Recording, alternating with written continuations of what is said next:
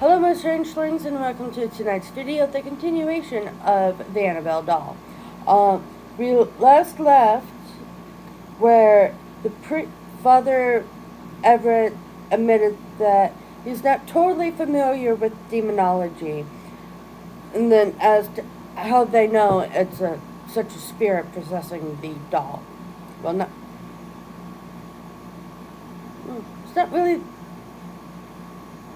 I say possessing, but they said that it's not actually them possessing it, or they did.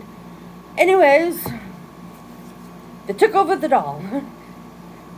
So let's continue on with that. Well, in this case, it wasn't all that difficult to determine, Ed said frankly. These spirits work in characteristic ways. What's going on here is essentially the infestation stage of the phenomenon. A spirit, in this case, an inhumane demonic spirit, began moving the doll around the apartment through teleportation and other means. Once it aroused the girl's curiosity, which was the spirit's purpose in moving the doll. They made the predictable mistake of bringing a medium in here, who took matters a step further. She told them in the trance state that a little girl spirit named Annabelle was moving the doll. Communicating through the medium, the entity preyed on the girl's emotional vulnerabilities, and during the seance managed to extract permission from them to go about its business. And so far, as the demonic is a negative spirit, it then set about causing penalty negative phenomenon to occur. It aroused fear through the weird movements of the doll. It brought about the materialization of disturbing handwriting notes. It left a residue of blood on the doll, and ultimately it even struck the young man, Cal, on the chest with a bloody claw mark. Beyond the activity, Lorraine has also discerned that this inhuman spirit is with us now. Lorraine's an excellent clairvoyant, and she's never been wrong about the nature of a spirit that's present. However, if you want to go a step further, we can challenge the entity right now with religious provocation. You'll be able to see for yourself. No, I don't think so, replied Father Everett. Why don't I just do what has to be done? In this case, the reciting the exorcism blessing took the priest about 5 minutes to perform. I'm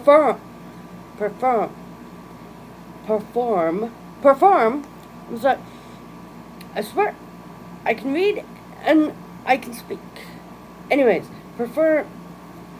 in each room of the apartment, the Episcopal blessing of a home is a wordy 7-page document that is distinctly positive in nature, rather than specifically expelling evil entities from the dwelling. The emphasis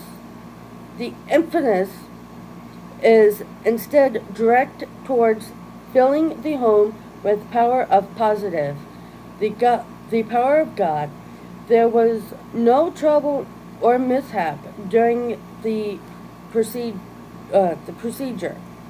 When he was finished, the priest then blessed the individuals who were present, and after doing so, declared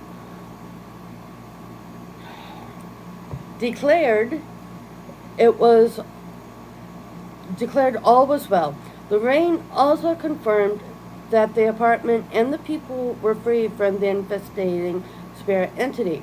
Ed and Lorraine's work done, they then took their leave and started for home. At Deidre's request, and as a further precaution against the phenomena ever occurring, the apartment again, the Warrens took the big rag doll along with them. Placing Annabelle in the back seat of the car, Ed decided it was safer to avoid traveling on the interstate in case the entity had not been separated from the rag doll. His hunch was correct. In no time at all, Ed and Lorraine Warren felt themselves the object of a vicious hatred.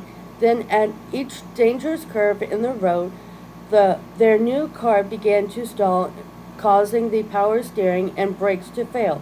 Repeatedly, the car verged on collision.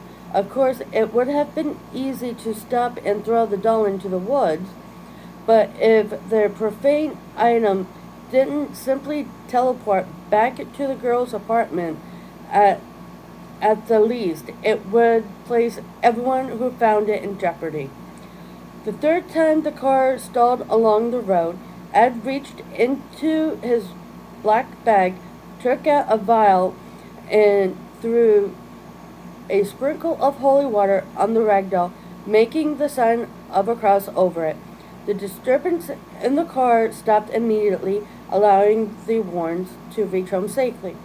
For the next few days, Ed sat the doll in a chair next to his desk. The doll levitated a number of times in the beginning, then seemed to fall into. During the ensuing weeks, however, it began showing up in various rooms of the house. When the Warrens were away and had the doll locked up in the outer office building, they would often return to find it sitting comfortably upstairs in Ed's easy chair when they opened the main door. It also turned out that Annabelle came with a friend, a black cat that would occasionally materialize beside the doll. The cat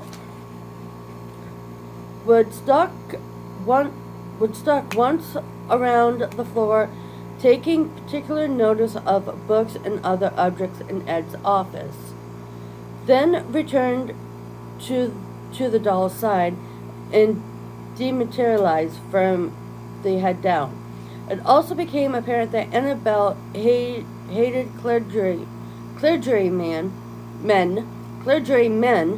during the follow-up process on the case.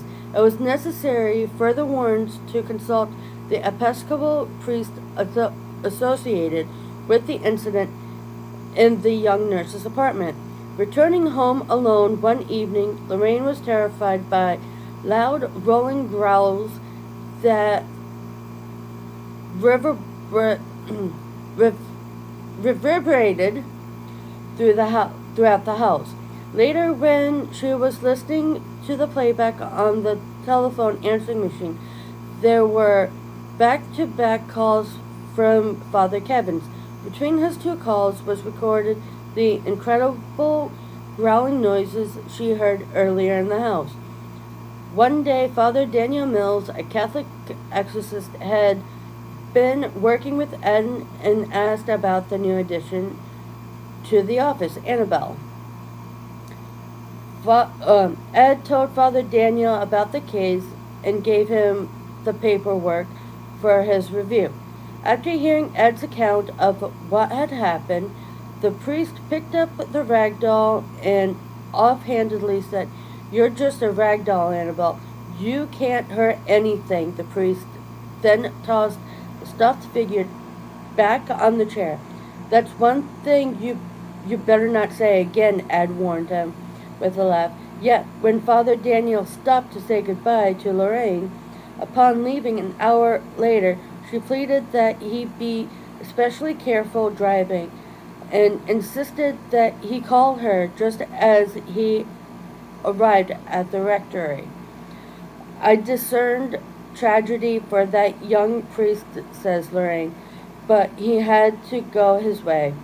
A few hours later, the telephone rang. Lorraine said, "Father Daniel, why did you tell me to be careful driving?" "Because," she told him, "your car would go out of control.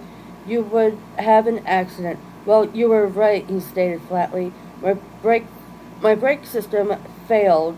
I was almost killed in a traffic accident. My car's a wreck."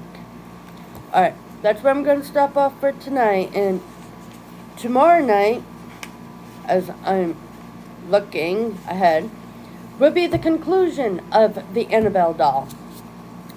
So, until tomorrow night, I'll see you guys tomorrow night in tomorrow night's video. Good night, my strangelings.